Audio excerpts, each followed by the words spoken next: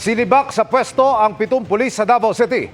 Kasunod dyan ang pagkasawi ng 7 ring suspect sa police operations mula nang ideklara ni Mayor Baste Duterte ang pinaigting nilang gera kontra droga. Nakatutok si June Veneracion. I hereby declare a campaign that this city is at war against drugs. Kung di mo mohawa, di mo undang, patyon tamo.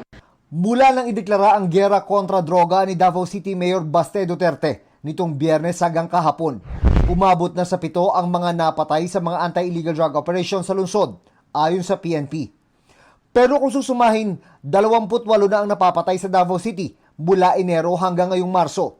Sabi nga po ng ating Chief PNP, one death is too many. Kaya nga po pinaiimbestigahan po ito ng PNP leadership. Nirelieve at dinesarmahan na raw ang mga pulis sa sangkot sa operasyon habang nagsasagawa ng masusing investigasyon ang Internal Affairs Service ng PNP kung nasunod ba ang Police Operational Procedure sa mga isinagawang buy-bust operation. 7 pulis Davao na ang nirelieve. If the investigation will show there is a patent a display of irregularity and negligence on the part of the team leader, supervisor up to the level of city director, then let acts fall on them. Nakausap na rin daw ang hepe ng Davao City Police. Sinasabi po niya at pinaninindigan po niya na legitimate naman po itong police operation.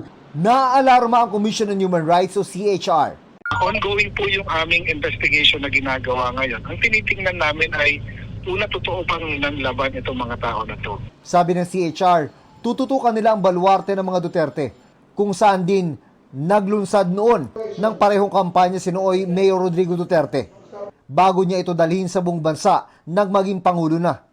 Madugo ang naging resulta at may mga pulis na napatunayan sa korte na nagmalabis. Para sa GMA Integrated News, June Veneracion, Nakatutok, 24 Oras.